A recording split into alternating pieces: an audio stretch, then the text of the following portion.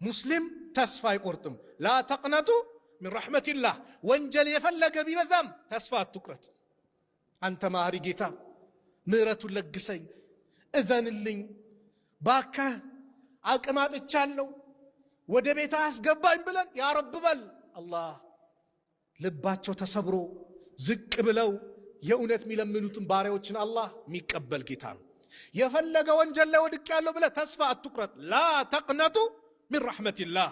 ከአላህ እዝነት ተስፋ አትቁረጡ። ማንን ያላቸው አላህ? ቁል ያ ዒባዲየ አለዚነ አስረፉ አላ አንፉሲሂም።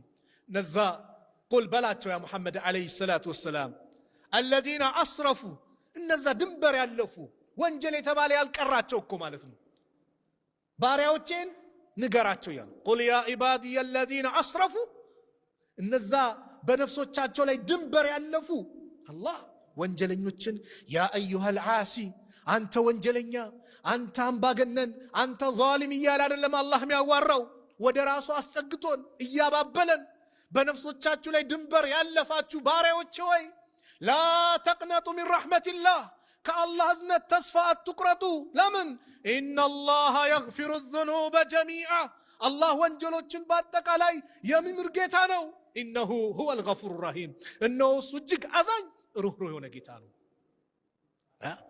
ያ ረብ እንበለው፣ አላህ እንማጸነው።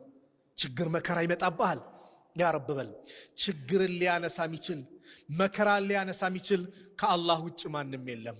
አላህ ቁርአን ላይ ምሳሌ አድርጎ ሞዴል አድርገን እንድንይዛቸው የነቢያቶችን ታሪክ በነቢዩ ዓለይሂ ሰላቱ ወሰላም ላይ ባወረደው ትልቁ ሙዕጂዛ ቁርአን ላይ አላህ ይጠቅስልናል።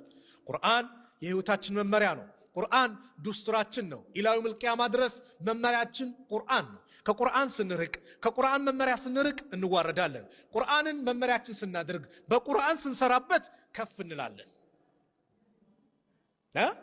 ቁርአንን የተወሰው ይዋረዳል። ቁርአንን የያዘ ሰው ከፍ ይላል። ቁርአን ላይ የሚሰጠን መመሪያ ታሪኮች እንደው እንደ ታሪክ ብለን ከንፈር መጠን እንድናሳልፍ አይደለም። እናስ